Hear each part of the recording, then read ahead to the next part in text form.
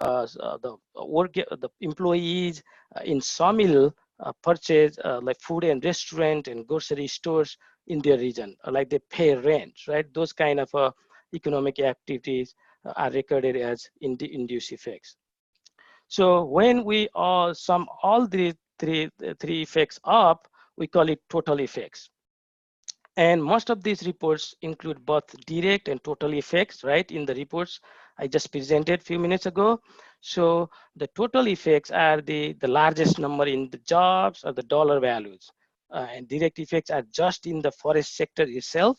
And the total effects are in the entire economy. So when you talk about the total effects, the total contribution can be seen as to what losses the economy would experience where the forest sector to not exist. That's why if that is the kind of the total contribution or total economy wide impact. So that's why we should use the total effects if you are talking about the total impact, total contribution of the forest sector. And similarly, let's move with some other terms. You can see frequently in these kind of reports, like the industry output versus value added, right? Industry output is kind of the dollar value, which is the total annual value of industry production, including the intermediate activities for the year of that data set. So basically it covers everything in dollar value, value of production, intermediate expenditures, taxes, property incomes, and things like that. And value added also the pretty much similar concept, and it's equivalent to GDP, gross domestic product, or the gross state product, is the industry output less the intermediate inputs. The value added just represents the additional value added from business transaction from the different supply chains. To understand these two terms clearer, let's go through the one example of harvested timber. The stumpage value of timber harvest, let's say, for example, $25 per ton. And the same stumpage delivered to the sawmill cost about, let's say, $45 per ton. So while calculating the industry output, both $25 and $45, total of $70 is counted, but in GDP, only the cost of log, like $25, plus the additional value coming from the cotton hull, right, delivered to the mill, that is 45 minus 25, which is $20. Only the 45 is counted towards the value added. That's the huge difference you can see, right? So the industry output double counts the same stumpage timber value in both industries, forestry as well as the sawmill. That intermediate business input is counted in value added calculation to avoid the double counting. That's why the industry output are a bit of inflated numbers, but they show all the economic activities happening all across your industry through the supply chains or the production processes. I hope it is clear now. So similarly, other two terminology like the industry and sector, they have been used in most of the reports interchangeably, right? The formal definition of these two terms is like industry is a group of kind of establishment in a similar type of economic activity. We can say like a logging, sawmill, furniture, these are industries. And sector is more of like a grouping or aggregation of those industries. So sectors are usually combination and aggregate of industries and commodity data. So sectors are usually two-digit next code, like manufacturing sector, construction sectors, and things like that. And here in North Carolina, when I report like the forestry, this kind of report, I call like the forest sector to represent entire forestry, logging, and forest product industries. And quickly, the employment and labor income, they are pretty straightforward. Employment covers the average number of full-time and part-time jobs, but they cover like self-employed as well as seasonal employees numbers as well. But note that they are not the full-time equivalent numbers. They are just the head counts. And similar labor income is pretty much the payrolls, some of employee compensations and proprietary income by coming from the self-employed individuals as well. And another term you can see in these reports is NAICS, North American Industry Classification System. This is called like a system of industrial classification to be used in the North American countries just for grouping similar production process purposes. So, and it used to be like a standard industry classification, SIC, until 1997, which was replaced by NAICS since then. And quickly the IMPLAN, but Dr. McConnell at the end will go in detail, but this is the IMPLAN economic impact analysis for planning, a proprietary input-output model software and a data source which tracks the interlinkages of industries and businesses all across the your regional economy. It has 546 sectors in the latest model with a NAICS code representing entire industries in the economy. And it has a model for the entire US, states, counties, zip codes, and even the MSA labels. And their primary data sources are like the government secondary sources, like the US Bureau of Economic Analysis, USDA, US Bureau of Labor Statistics, and US Census Bureau. With this, I would like to hand it over to Dr. Sean Tanger. Dr. Tanger, let me stop sharing my screen so that you can start sharing your screen. Thank you, and I'll be back at the Q&A session at the end. Thank you all. Okay, hopefully I did that right. Are you guys seeing my screen there? Yes. Okay, great.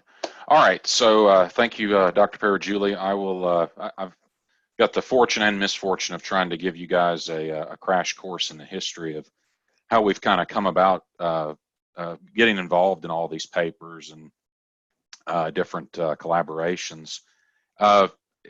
Foresters have been using IMPLAN and IO modeling at least since the 1970s, maybe further back, but IMPLAN was created by the Forest Service, building upon those IO models or input-output models that have been around since the 20s and 30s that Vasily Lentiev created. He's a Nobel Prize winning economist.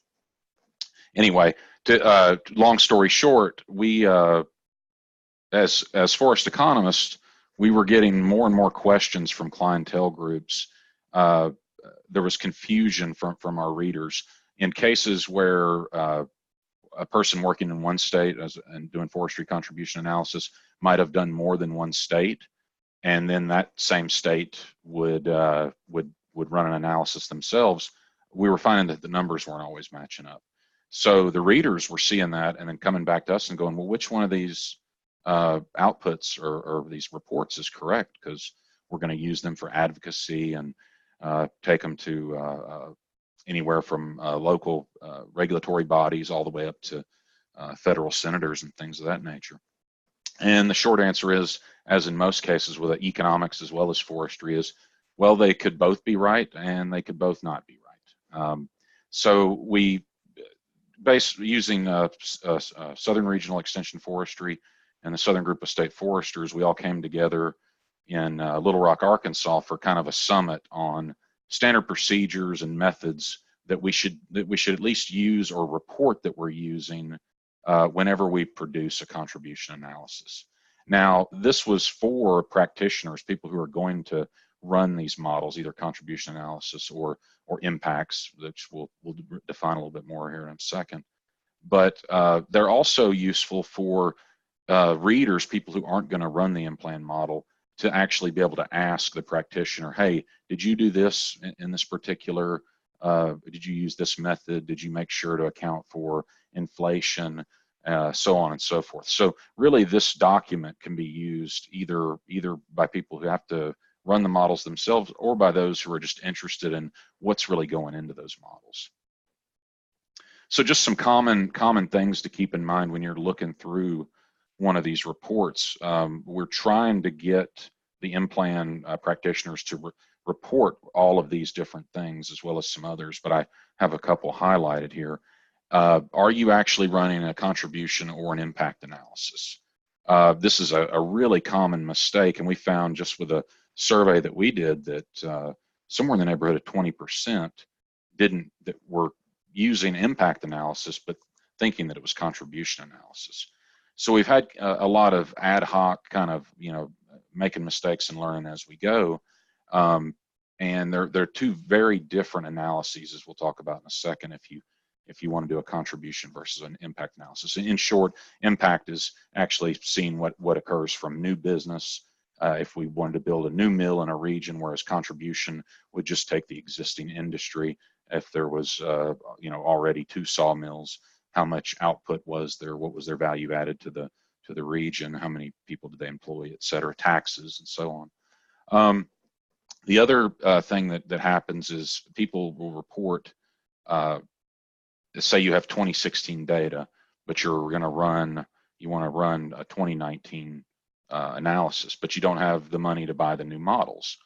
Well, a lot of people will just use the inflated dollars. Well, that's okay to do, but you do get some assumption issues perhaps if the multipliers have changed, or if BEA, which produces production functions for all these industries, if those have been updated, then just simply moving into current day dollars with old data, you could miss a lot of things. If a new mill was built in the region, if a mill was lost, those are things that wouldn't show up if you were simply taking data that you had prior and just putting it in today's dollars.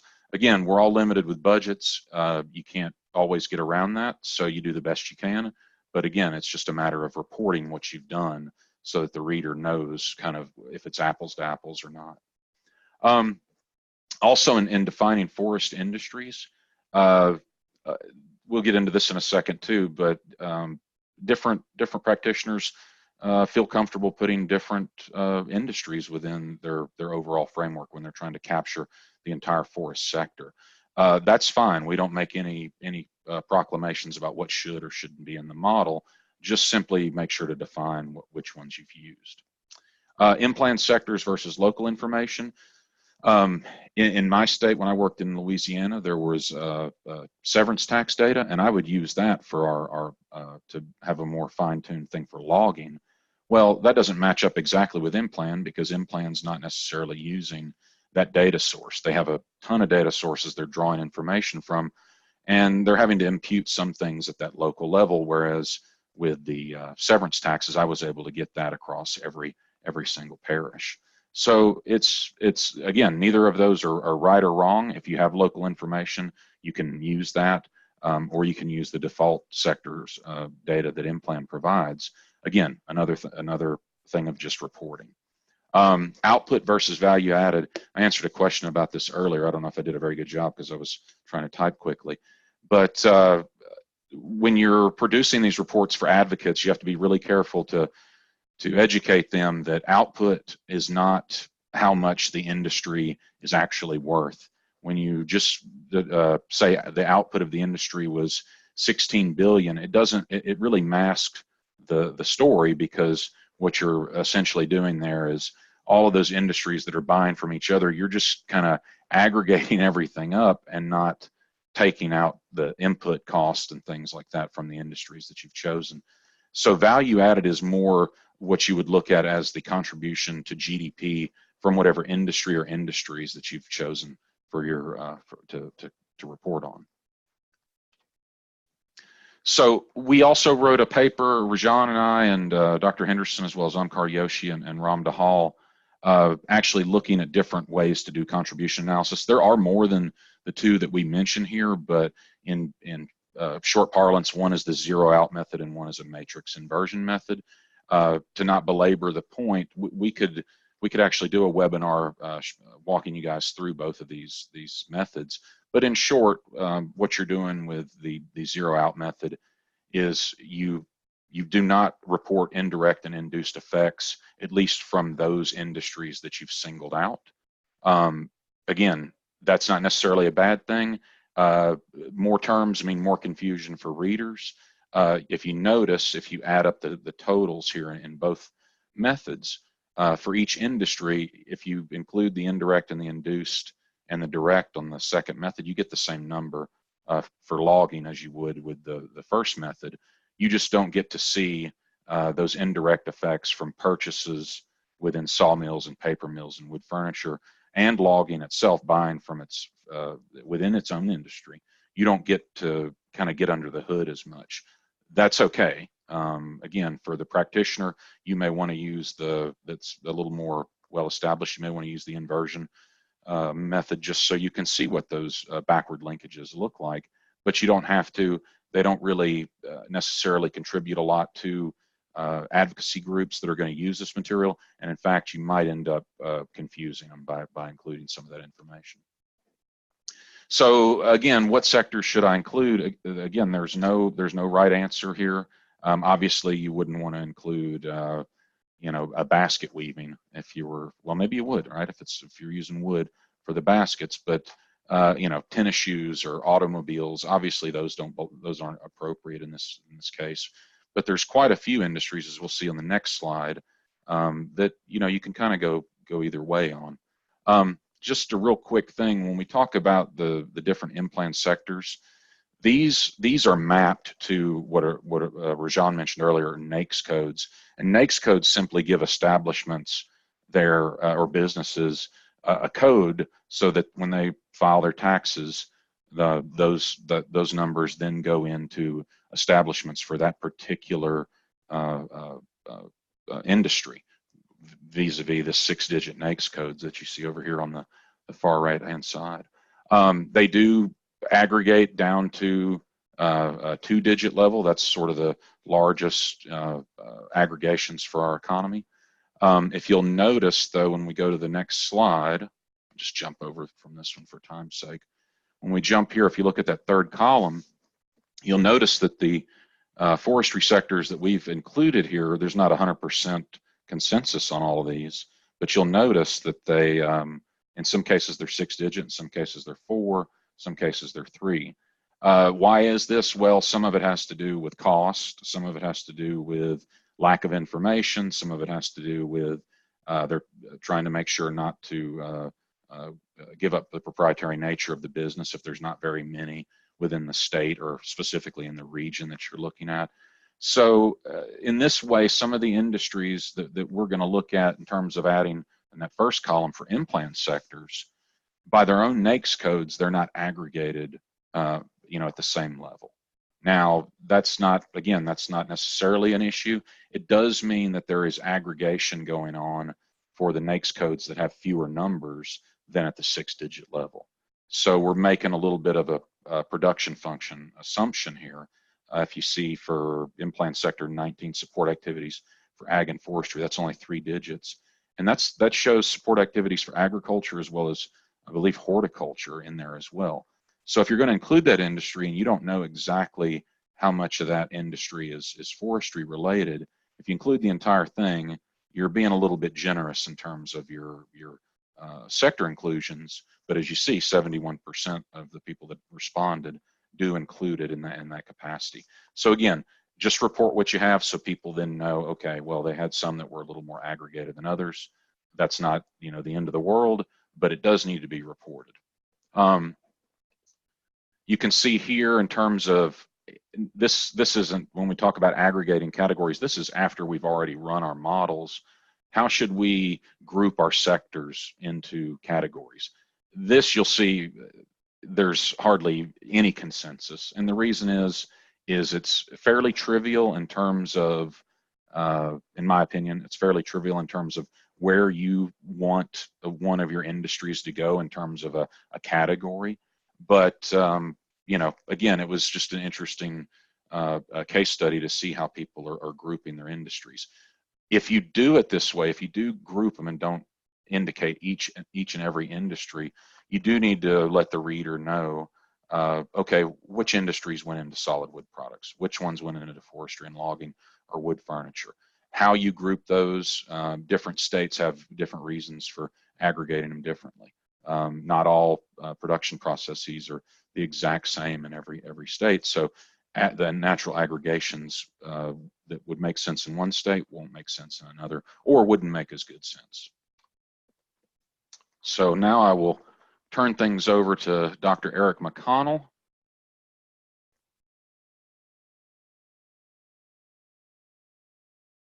Okay, thank you very much, Sean.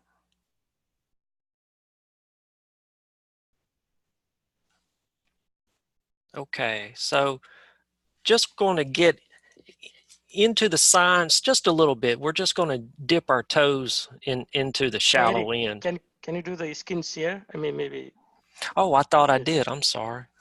You did, but do the presentation more. Oh, yes, yes, yes, yes.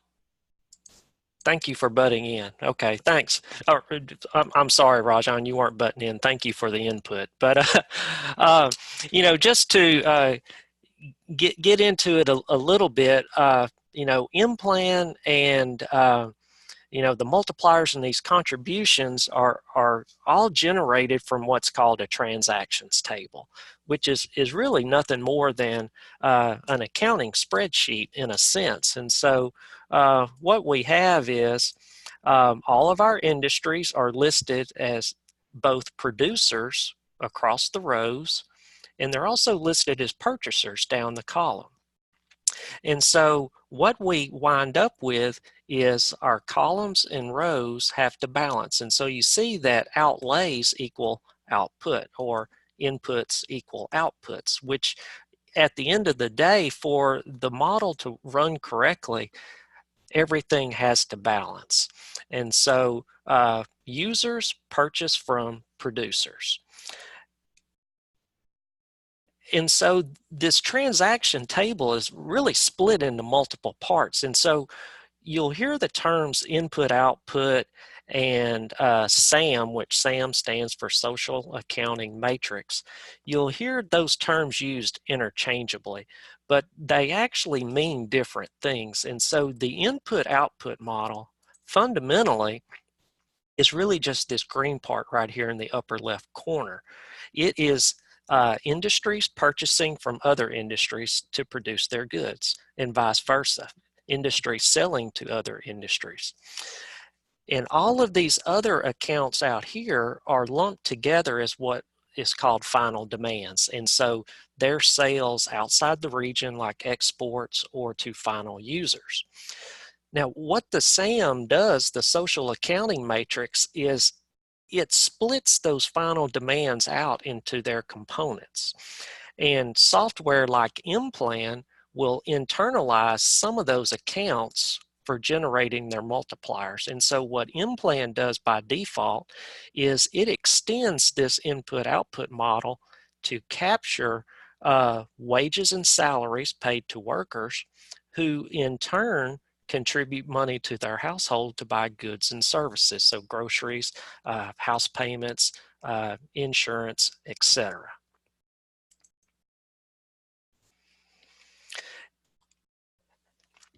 And so from that transactions table and using some matrix algebra, we can come up with the type SAM multipliers. But in essence, the SAM multipliers are basically a ratio. They capture the total effect of the industry relative to the direct effect. And so what is the total effect? Well, as was mentioned earlier, it's the direct effect plus the indirect effect plus the induced effect relative to the direct effect. So again, what's the direct effect? Well, you know, the direct effect for the sawmill industry would be output sales of lumber.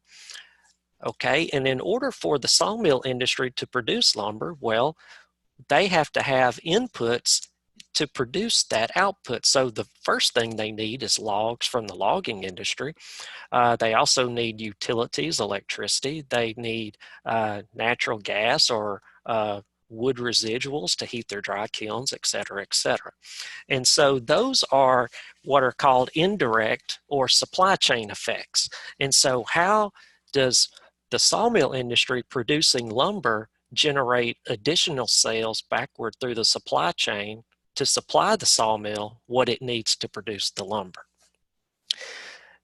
Together, the employees in the direct industry, so in this example, the sawmill industry, and then all of the suppliers to the sawmill, all of those employees together are going to spend portions of their income in the local area. And so that is the induced effect of when the families go out shopping, etc. Now, for those of you that are interested more in the science of it, there's a book by Miller and Blair that is a really good book that gets into the science, but it's written in a way that you can understand it. There's really good examples to follow. And so if you go to Amazon or Google Books, it's a really good source to have. So what are economic multipliers? Well, they're measures of linkage. And so essentially they tell you to what degree your industry or sector is intertwined in the economy. And so you can think of it in terms of a network, or really it's kind of like planets and stars. And so the industries are planets, and they group together to form a solar system, which is equivalent to a sector. And so, you know, through gravity and all that, they're pulling and tugging on one another. And so the multipliers are able to describe how dependent my region is on industry X. And so there's a variety of multipliers. Now, the one that's at the fundamental core is output, because the transactions tables are based upon sales. But we can also generate value-added multipliers, and we can also get employment multipliers. Now, one thing that people need to be aware of is that when you look at your employment multipliers, they are for full and part-time jobs. That does not equate to people, because one person can have multiple jobs. And so that's just something that you need to be aware of if you're helping, if you're on a team that's going to put a report together like this. You don't want to necessarily talk about people. And if you read a report that talks about people being employed, that's not entirely accurate. It's just jobs. Multipliers are not measures of industry profitability or viability. And so they don't measure that, but really what they are is a measure of local sourcing. And so the more goods that you buy local, you're going to generate a higher multiplier. And so for those of you in the audience today that also have responsibilities in extension agriculture, a hot topic right now on research and applied research is the economic contributions of farmers markets. And so that would be something that if buying local is big in your county or district, contributions analysis is a great tool to quantify that. Economic multipliers indicate the strength of backward linkages through the regional economy. And so the input-output model and the SAM are demand-driven. And so they measure the effects pushed backward through the economy, through the supply chain. And through that, we can accumulate those effects to determine the multiplier across the region. Multipliers cannot quantify forward linkages. And so when we're talking in terms of contributions, we're essentially looking from the mill gate backwards. And so from the lumber right before it's put on the truck to leave the mill, going backward through the economy. We cannot account for the freight company and other companies' margins that are involved in the distribution of the product to downstream customers. Nor can these multipliers account for, you know, if we institute a policy to increase log production, well, we can't use the multipliers to look at that downstream effect, because there's no guarantee that the lumber industry would buy the logs. And so we can't look at it that way. The input-output model and the SAM operate fundamentally as backward driven via demand. And so what do the multipliers mean? Well, a basic interpretation is it's the change for all industries, or the total regional change given a dollar change or a job change in my industry of interest. And so the analogy I always use is dropping the pebble in the pond. And so the stimulus is the pebble. And so it's going to generate a series of ripples. The largest ripple is going to be the first one, and then each subsequent one is going to be smaller, emanating outward. And when we add all of the ripples up, we can get the total effect, or the multiplier effect, of dropping that pebble in the pond. And so if the forest industry was to increase sales by $1, and then that $1 led to an eventual increase across the region of $1.50, then the multiplier would be 2.5. And so remember, we had the $1 stimulus, the direct effect, and let's assume that we had $1.10 of additional industrial spending through the supply chain. That quantifies that indirect effect. And then if we assume that the workers in the direct affected industry plus the supply chain, if those workers spent an additional 40 cents in the economy, then we would wind up at $2.50 total for the economy. Again, that's using our basic formula. And we can see that, regardless of the dollar amount that we want to look at, we're going to come up with that multiplier of 2.5. So how should multipliers be viewed? They're really upper bound estimates. Okay, so what I mean by that is, because of the restrictions and the assumptions that go into input-output analysis, the multipliers that are generated are really at the top end of what could happen, because there's assumptions that we have to make, like no substitution, and it being a linear model, so there's no price changes captured in it, and plus with no substitution, you're looking at a best case scenario. So how can I interpret these multipliers? Is a low multiplier bad? Well, no, not necessarily. It just means that your industry is not tightly integrated into the economy. And so, in bad times, if a mill closes, that might actually be a good thing, because you're insulated from the overall consequences of that mill closing in the region.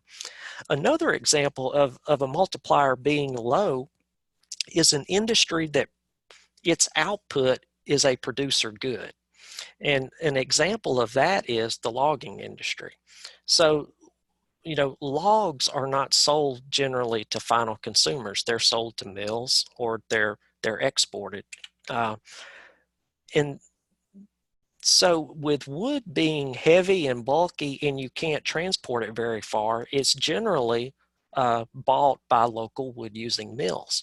And so what we see is the multipliers for the sawmills will be, in the paper mills, will be relatively high, but the multipliers for the logging industry will be relatively low, because they're generally a supplying industry. They're not supplying goods for final consumers. Is a higher multiplier good? Well, in good times, absolutely it is, because you are going to generate greater benefits relative to the region as an overall average. But, in bad times, the consequences that your industry is going to feel might be a little harsher than the overall regional average. So this is just based on my experience. When you look at these multipliers, generally for forestry, output multipliers are, somewhere around 1.5 to 2.25. Value-added multipliers are generally in the 2 to 3 range, and employment or job multipliers tend to top out around 4 or 5 in forestry. And so, you know, if you see a report and it's talking about a jobs multiplier above 5, well, it could be that that industry is a capital intensive industry, and so it's all mechanized and there's not many people required to run that facility. So you just need to keep that in mind. These last two slides are just friendly reminders. Again, we could do you know, an additional webinar on this topic, but impact. So economic impacts are looking at singular events, and we're looking at the net change. You know, what do we project into the future? And so if we're wanting to open up a new mill, we're looking at the impact of a future event.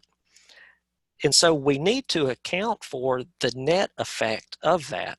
So your labor pool, for example, is going to be relatively finite. And so hopefully we're going to hire people from that are currently unemployed, but we're probably also going to draw people from other industries, or possibly people that are going to commute in from outside the region. And so we need to account for that. But contributions, on the other hand, they count gross changes by looking backward, looking at historical performance. How important is my industry to the economy? Or another way of looking at it is, you know, what would happen to my region? How much would the economy shrink if my industry were to disappear? And so just want to conclude, here are some citations of recommended readings. And again, this right here is the article that today's presentation was loosely based on. And yeah, I fully recommend reading all of these, but the Journal of Extension article is one that's particularly written for the non-economist. And just a quick plug, if you're interested in contributions analysis and want to learn more about it and do a little networking in New Orleans next March, there's going to be a Forest Economics Contribution Summit. We will have the economist with IMPLAN, Dr. Jenny Thorvaldsen, there to talk about how the data are compiled. We'll talk about these different methods, and we'll also talk about communicating the results and how to put these reports to work for workforce development, as well as regional economic development opportunities. And so thank you very much. And with that, I will turn it back to Dr. Barden. Thank you, Eric. Appreciate it. Folks, if you have questions that you'd like to ask now, please type them into the question and answer tool there on Zoom. As I indicated, it should be down towards the bottom of your screen, and you'll see a little symbol that says folder with a Q on it and the Q&A next to it. And we'll give you a few seconds here to type in any questions you might have.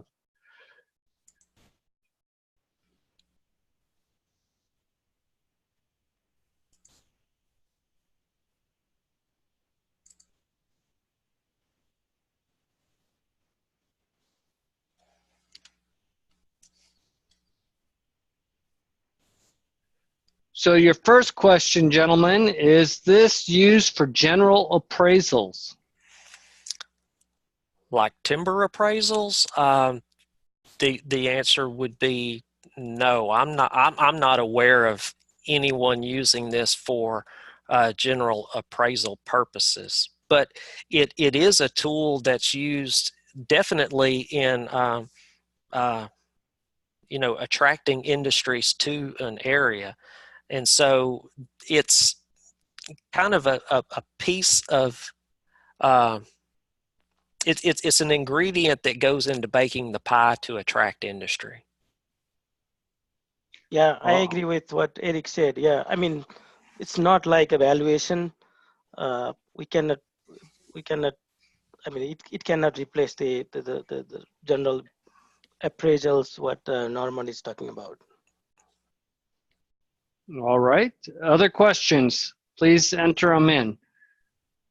Just to let you know, I know Eric and Rajan and Sean have all given some indication of resources related to today's webinar. You will find those links to them on the webinar portal under today's webinar. The paper that Eric mentioned, as well as the Economic of Forestry website, and also a link to the Economic Contribution Summit. So visit the webpage and you'll be able to find more of that resources. Bob, could I ask a quick question before we go? Sure. How many of you that participated today would be interested in learning more about the two methods and actually having us go through them in a live setting like today? We can do another webinar sometime Right, in the spring, right? Right. I'm just trying to get an idea from the participants if this group is interested in that. Okay. So at least one or two here. Folks, if you'd like to answer that question, just go ahead and click on raise hand in the Zoom tools there at the bottom of the screen. So what Sean is suggesting is that if you guys have interest in learning more in depth about the two methods that they discussed in today's webinar.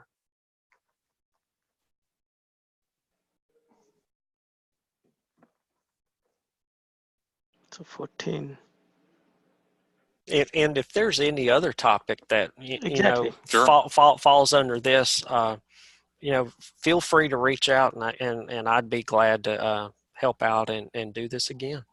Oh yeah, I second Eric. Yeah, we provided all the emails and our phone numbers, and if you have any questions just related to today's topic or like the beyond today's presentation as well, we are happy to answer or try to answer those questions and try to find the answer. All right. See if there's any more questions here.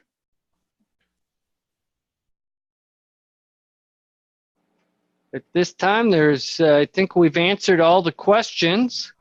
I'd like to thank the three of you, Rajan, Sean, and Eric, for taking the time to pull this webinar together. And I know what it takes to do these. I've been doing them a while, so I appreciate it and everything. Thank you, Sean. Thank you. And folks, for those that are looking for continuing education credits, forestry education credits, remember at the end of today's webinar, go back to the browser where you joined and complete the post-survey and post-quiz. Once you've completed that, the portal will automatically email you your certificate. For those that aren't looking for continuing education credits, we still would like to get your feedback on today's webinar, and if you'd follow up with completing the post-survey, we'd appreciate that also very much.